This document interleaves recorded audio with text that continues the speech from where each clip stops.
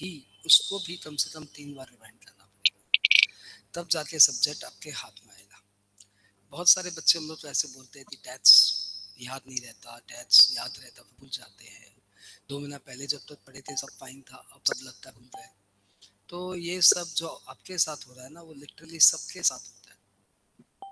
इसकी एक रिक्वायरमेंट है, जब तक वो आपको रिक्वायरमेंट फुलफिल नहीं करोगे ना, तब तक टैक्स आपके हाथ में नहीं आएगा। रिक्वायरमेंट यही है कि आपको एवरी एवरी डे कुछ ना कुछ टैक्स पढ़ना ही पड़ेगा। ओके,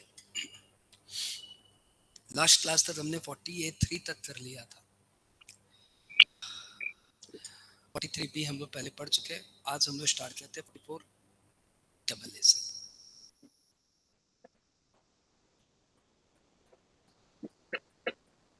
44 हमारा अगला सेक्शन है। This section deals with maintenance of account.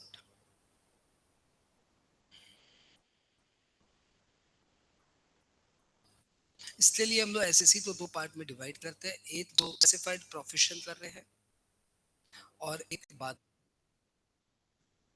जो स्पेसिफाइड प्रोफेशन कर रहे हैं होते हैं doctors, lawyers, engineers, CA, CS, CMA, interior decorator, architecturer, engineer, doctor, lawyer and film artist यहाँ रहते हैं। फिर आईटी प्रोफेशनल्स और स्पोर्ट्स पर्सन, ये सब यहाँ आते हैं। ये सब मिला तो हुआ स्पेसिफाइड प्रोफेशन। स्पेसिफाइड प्रोफेशन के केस में नियम यह है कि पिछले 3 साल में यदि तीनों साल, लास्ट 3 इयर्स में यदि तीनों साल आपकी gross receipt 1.5 lakh per annum से ज्यादा है, तो आपको अकाउंट्स मेंटेन करना पड़ेगा एज पर रूल 6। स्पेलिंग पे ध्यान मत देना, हम पे ध्यान देना। Accounts need to be maintained as per rule 6। और यदि ऐसा नहीं हुआ, यानी आपका ग्रॉस रिसीट पिछले तीनों साल में 1.5 लाख से ज्यादा नहीं था, किसी साल में 2 लाख हुआ, किसी साल में 10 लाख हुआ, किसी एक साल में 1 लाख हो गया, तो एक भी साल यदि 1.5 लाख से कम हो गया तो आप इस कैटेगरी में आ जाएंगे। इसमें भी आपको अकाउंट्स मेंटेन करना पड़ेगा, maintain to enable assessing officer to compute your income, to enable AO to compute your income. बस इतना अकाउंट्स मेंटेन कर लेना जिससे आपका असेसिंग ऑफिसर आपका अकाउंट आपकी असेसमेंट कर पाए। यदि आप और किसी कैटेगरी में हो, मतलब आप बिजनेस करते हो या नॉन स्पेसिफाइड प्रोफेशन करते हो, तो नियम ऐसा है कि पिछले 3 साल में एक भी साल या तो आपका टर्नओवर 10 लाख को एक्सीड कर दिया, या फिर आपकी इनकम 1,20,000 को एक्सीड कर दी, तो फिर आपको अकाउंट्स मेंटेन करना पड़ेगा to enable assessing officer to compute your income. लेकिन यदि ऐसा भी नहीं हुआ, मतलब पिछले 3 साल में एक भी साल ऐसा नहीं हुआ जिसमें आपका टर्नओवर 10 लाख के ऊपर गया या इनकम 1,20,000 से ऊपर गई, मतलब आपका बिजनेस एकदम नहीं के बराबर चल रहा है, न टर्नओवर है और न ही इनकम है, तो ऐसे में लॉ बोलता है no need to maintain accounts, no need of accounts, आपको अकाउंट्स मेंटेन ही नहीं करना। यदि आप इंडिविजुअल एचयूएफ है तो आपको रिलैक्सेशन है, या 10 लाख की जगह 25 लाख और 1,20,000 की जगह 2.5 लाख। यदि आप इंडिविजुअल या एचयूएफ, तो एक इंडिविजुअल जिसका टर्नओवर 25 लाख के अंदर है एंड इनकम भी 2.5 लाख के अंदर है, उसको अकाउंट्स मेंटेन नहीं करना। यदि आप आईटीआर भरते हो तो आपने आईटीआर भरते समय देखा होगा, वहां पे आता है clause do need to maintain accounts. ज्यादातर लोग उसमें क्लिक करके टिक करके आगे बढ़ जाते हैं, जबकि उसमें हमें अकाउंट्स क्यों मेंटेन करना है। हमारा टर्नओवर कौन सा 25 लाख के ऊपर जा रहा है। यदि आपका टर्नओवर 25 लाख के ऊपर जा रहा है तो बात अलग है, टर्नओवर 25 लाख के नीचे जा रहा है तो, और इनकम भी 2.5 लाख के नीचे, मतलब बिजनेस इनकम, टोटल इनकम नहीं, आपकी हाउस प्रॉपर्टी की इनकम, सैलरी की इनकम, इंटरेस्ट की इनकम, कुछ भी हो वो नहीं, बिजनेस की इनकम यदि 2.5 लाख से ऊपर जा रही है तो आपको अकाउंट्स मेंटेन करना, अदरवाइज अकाउंट्स मेंटेन नहीं करना। अकाउंट्स मेंटेन नहीं करना बहुत प्रिविलेज की बात है, बहुत आरामदायक बात है। तो जी फिर डिपार्टमेंट आपसे कुछ भी पूछेगा तो आप बोल सकते हो भाई अकाउंट्स नहीं है। लेकिन बिजनेस कर रहे तो टर्नओवर 25 के ऊपर चला ही जाता है, इनकम 2.5 लाख के ऊपर चली ही जाएगी। एनी हाउ, यदि आप ये नियम फॉलो कर लेते हो तो वेरी गुड। यदि आप 44AA का नियम फॉलो नहीं करते हो तो आपको पे पेनल्टी लगेगी 25,000 रुपए की। ठीक है, 44AA होगा। आपको 44AA में इससे बेसी नहीं जाना। ध्यान रखिएगा पिछले 3 साल, करंट ईयर की बात नहीं हो रही है, करंट प्रीवियस ईयर को छोड़ के पिछले 3 साल। तो यदि आपका करंट प्रीवियस ईयर 24-25 है तो 24-25 को छोड़ के पिछले 3 साल का ब्यौरा देखा जाएगा।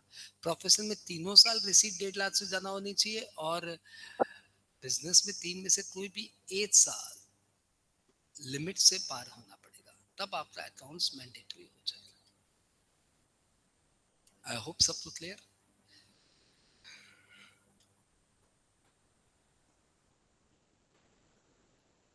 चलो आगे बढ़ते हैं। अब हम लोग आ गए 44AB में, यानी tax audit. Very popular section. Tax audit specified profession करने वालों के लिए नियम इसका अलग है, और अदर के लिए नियम इसका अलग है।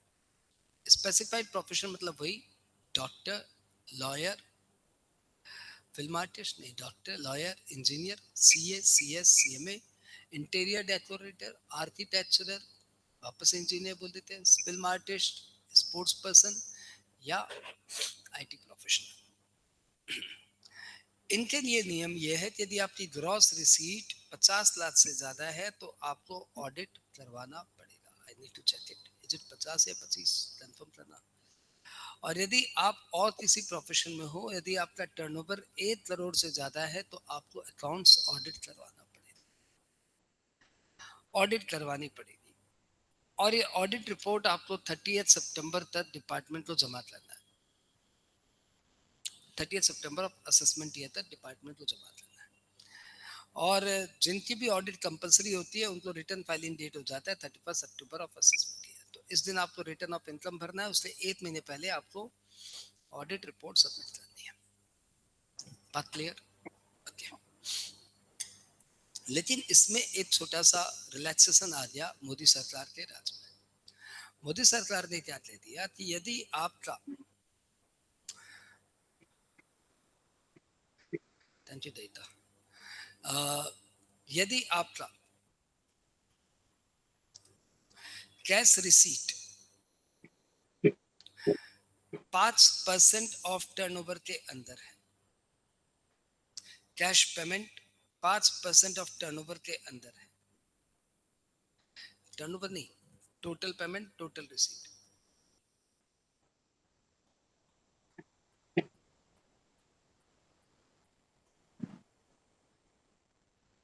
ना तो आपका कैश रिसीट 5% को एक्सीड कर रहा है ऑफ टोटल रिसीट, न ही आपका cash payment 5% of total payment को एक्सीड कर रहा है। मतलब दोनों ही 5% of the total receipt and total payment के अंदर अंदर है। तो फिर ये 1 करोड़ की लिमिट बढ़ के हो जाएगी 10 करोड़ रुपए। मतलब 10 करोड़ तक आपको टैक्स ऑडिट नहीं कराना पड़ेगा, प्रोवाइडेड आपकी cash receipt 5% of total receipt के अंदर है, एंड एज वेल एज आपका cash payment 5% of total payment के अंदर अंदर है। तो आपकी सीलिंग 1 करोड़ की जगह 10 करोड़ हो जाएगी। यदि आपने टैक्स ऑडिट का सिंपल सा नियम फॉलो नहीं किया तो भैया छोटी सी पेनल्टी है जो लग जाएगी, वो पेनल्टी है 0.5% ऑफ टर्नओवर और ₹1.5 लाख, विच एवर इज,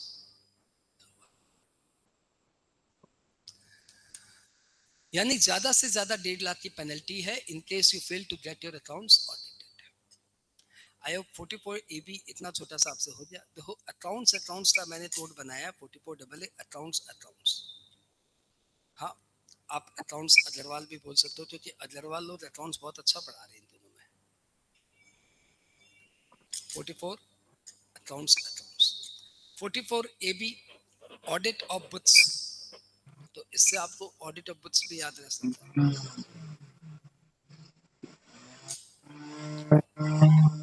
अब हमारे अगले सीरीज में आते हैं कुछ सेक्शन जिसका नाम है प्रिजम्पटिव इनकम। प्रिजम्पटिव इनकम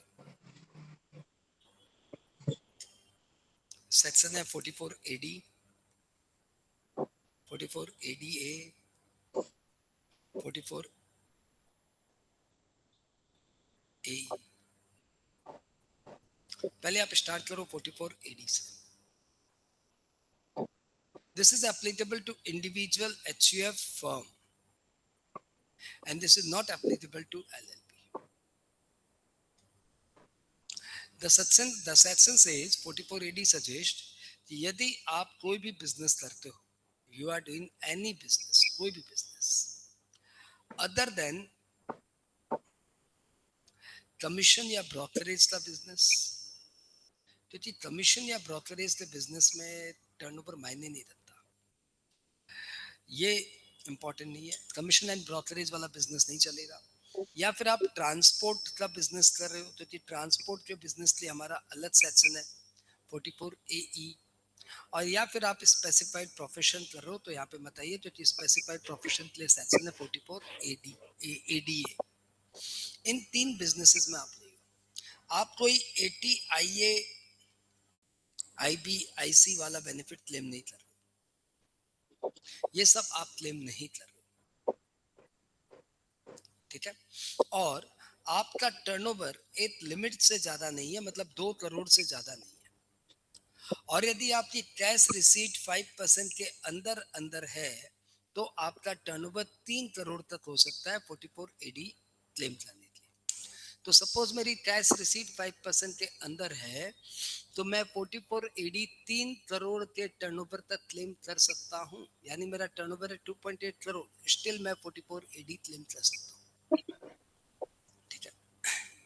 यदि आप 44 AD के लिए एलिजिबल है तो आपकी प्रिजम्पटिव इनकम मान ली जाएगी 8% ऑफ टर्नओवर।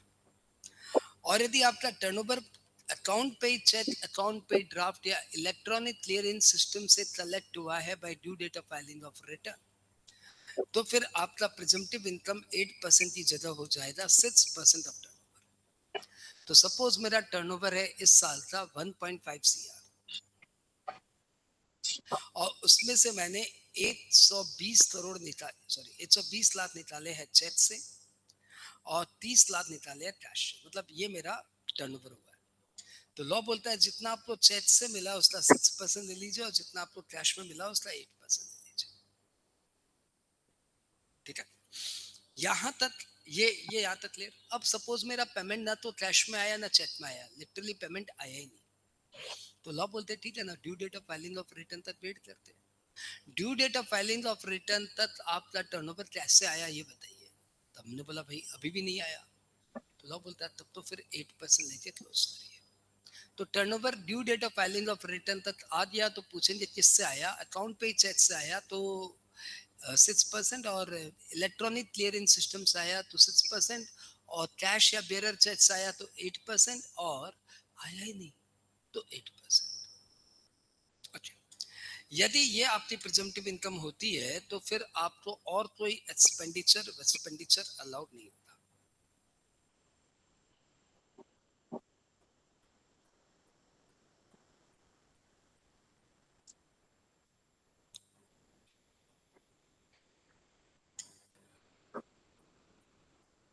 ठीक है, इवन आपको 40B जो remuneration to partner, interest to partner है वो भी अलाउड नहीं होगा, कोई खर्चा अलाउड नहीं। No interest to partner, no remuneration to partner, ये भी अलाउड नहीं होगा। यहाँ तक क्लियर। ये जो है ना 44 AD the scheme is optional, आप चाहो तो आप करो, चाहो तो नहीं आप करो, लेकिन ये सब बोलने की बात है। एक बार आपने 44 AD को डिनाई कर दिया, आपने बोल दिया भाई मुझे 44 AD नहीं पसंद है, तो फिर नेक्स्ट 5 years तक आप 44 AD के लिए एलिजिबल ही नहीं होंगे। यानी 44 AD आपने एक बार मना कर दिया तो फिर 5 साल के लिए आप उससे डिस्क्वालीफाई हो जाएंगे। यदि आप 44 एडी ऑप्ट करते हो तो आपको कोई अकाउंट्स मेंटेन नहीं करना, और ऑब्वियसली जब अकाउंट्स नहीं है तो फिर आपको कोई ऑडिट भी नहीं करानी। लेकिन यदि आप 44 एडी के लिए एलिजिबल हो और फिर भी यदि आपने 44 एडी ऑप्ट नहीं किया, though you were eligible for 44 AD but you not opted 44 AD, in such case you need to maintain your accounts and you need to get accounts audited irrespective of turnover. So suppose my turnover is 40 lakh and I have shown a loss of rupees 3 lakh. So department will say, have you not opted 44 AD? Won't you show 6% your income? मैंने बोला नहीं नहीं, I have a loss, so I will not show this. तो department बोला, show me your accounts. मैंने बोला why accounts? Because you are not opting 44 AD. मैंने accounts दिखा दिया. बोला get this accounts audited. मैंने why? My turnover is less than 1 CR. Why shall I get my accounts audited? They will say, no, no, since you have not opted 44 AD, therefore your accounts need to be audited. Now audit is mandatory. Got it? Got it. If you have opted 44 ADA, 44 AD, then your advanced tax privilege will be that you don't need to pay advanced tax 4 times. Instead of paying on 15 June, 15 September, 15 December, 15 March, you can pay your entire advance tax in one installment on 15th of March.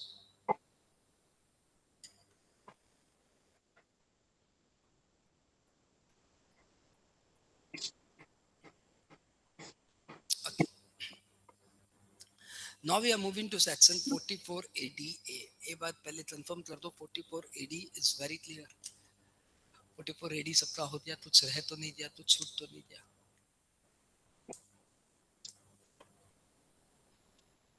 Nice. Oh, 44 AD में आते, ADA में. This section is also applicable to individual HUF and firm, and this section is not applicable to LLP company and not applicable to company and LLP. You are engaged in specified profession. You know, specified profession means doctor, lawyer, engineer, CA, CS, CMA, interior decorator, architecturer या film artist, sportsman या IT professionals.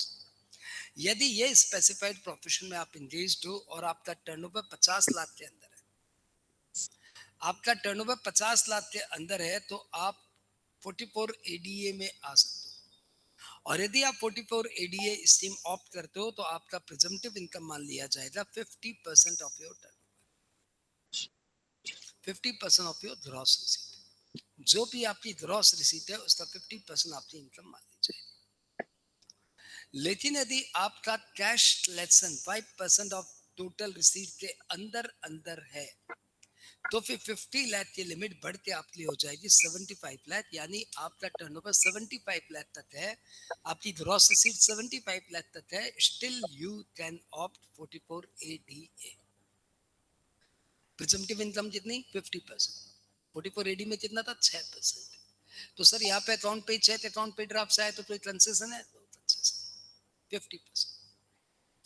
यहाँ पे भी ये बात है, scheme is optional, लेकिन यहाँ पे ये बात थोड़ी अलग है. वहां पे क्या था कि स्कीम इज ऑप्शनल, लेकिन एक बार मना कर दिया तो आप फिर 5 साल तक इसमें नहीं आ सकते. यहाँ पे ये लफड़ा नहीं है. The scheme is optional and pure optional. आप जब चाहे स्कीम को चेंज कर सकते हैं. You can switch over. इस साल आपने लिया, अगले साल नहीं लिया, फिर लिया, फिर नहीं लिया, फिर लिया, फिर नहीं लिया, चलेगा, कोई प्रॉब्लम नहीं है. आगे बढ़े. यदि आप स्कीम ऑप्टेन करते हो, ऑप्ट करते हो तो फिर no accounts and no audit. लेकिन यदि आप नो ऑडिट, फिर आपको कोई एक्सपेंडिचर भी अलाउड नहीं होता, 40B भी अलाउड नहीं होता, remuneration to partner, interest to partner भी अलाउड नहीं होता, डेप्रिसिएशन भी अलाउड नहीं होता, एंड सेट ऑफ भी allowed, and absorbed unabsorbed depreciation भी अलाउड नहीं होता. लेकिन सेट ऑफ आपको अलाउड होगा, आपके लॉस सेट ऑफ होंगे. ठीक है. यदि आप ये स्कीम ऑप्ट नहीं करते हो, नॉट ऑप्टेड, तो फिर आपको अकाउंट्स मेंटेन करना पड़ेगा, ऑडिट करानी पड़ेगी, मैंडेटरी हो जाएगा. बात clear?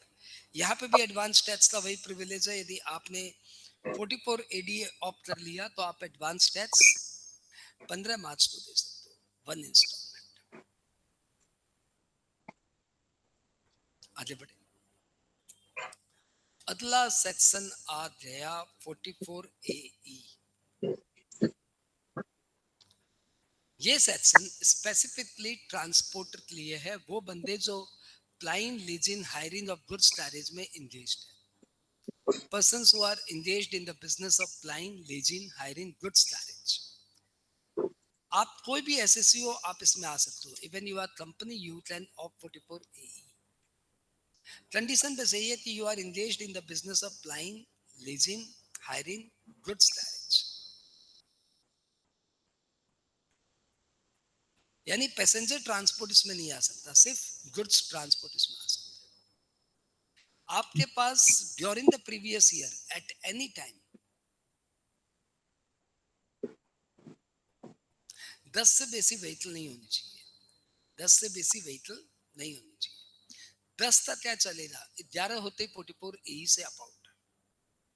You must not own more than 10 vehicles eight any time during the previous year. आपकी प्रिजम्पटिव इनकम मानी जाएगी 7,500 पर मंथ पर व्हीकल। लेकिन यदि आपकी व्हीकल हैवी वेट व्हीकल है तो आपकी प्रिजम्पटिव इनकम हो जाएगी 1,000 पर मंथ पर टन। तो हैवी वेट व्हीकल मतलब जिसकी खाली गाड़ी का वजन 12 टन से ज्यादा हो। तो यदि आपकी गाड़ी 13 टन की है तो यहाँ पे ये 7,500 की जगह हो जाएगा 13,000 पर। यदि आपकी गाड़ी 15 टन की है तो यहाँ पे 7,500 पर मंथ की जगह हो जाएगा 15,000 पर। यदि आपकी गाड़ी 11 टन की है, 11 टन होने से ये नॉन हैवी वेट व्हीकल हो जाएगा, और नॉन हैवी वेट व्हीकल होते ही 7,500 पर मंथ हो जाएगा। यानी 12 टन तो ऊपर जाएगा तभी आप हैवी वेट व्हीकल मानिए, नहीं तो 7,500 पर मंथ चलने दीजिए। I hope clear. For calculating presumptive income, part of the month shall be taken as full। तो यदि आपकी व्हीकल पूरे महीने में 4 दिन ही थी, आपके पास पूरे महीने में सिर्फ 4 दिन ही थी, तब भी आपकी ये मंथ पूरा का पूरा काउंट होगा, क्योंकि part of the month shall be taken as full. तो यदि आपने 29 अगस्त को एक व्हीकल खरीदा और 4 सितंबर को बेच दिया, यानी आपने दिन को उसको 6 दिन होल्ड किया, 29 सितंबर को खरीदा और 4 अक्टूबर को बेच दिया, तब भी आपका 2 महीने का कैलकुलेशन हो जाएगा, क्योंकि सितंबर मंथ में भी आपके पास व्हीकल थी और अक्टूबर मंथ में भी आपके पास व्हीकल थी। Then the calculation shall be made for 2 months। Next, the scheme is optional and you can change scheme from year to year। मतलब इस साल लिया, अगले साल नहीं लिया, अगले साल लिया, अगले साल नहीं लिया, इस साल लिया, अगले साल नहीं लिया। You can change, कच्चा पापड़ पक्का पापड़ you can do। लिया नहीं लिया, लिया नहीं लिया, लिया नहीं लिया, it's allowed। लेकिन यदि आप इस स्कीम को ऑप्ट करते हो तो फिर आपको कोई एक्सपेंडिचर अलाउड नहीं होगा, कोई डेप्रिसिएशन अलाउड नहीं होगा। ऑब्वियसली आपको कोई अकाउंट्स मेंटेन नहीं करना, तो ऑडिट नहीं करानी।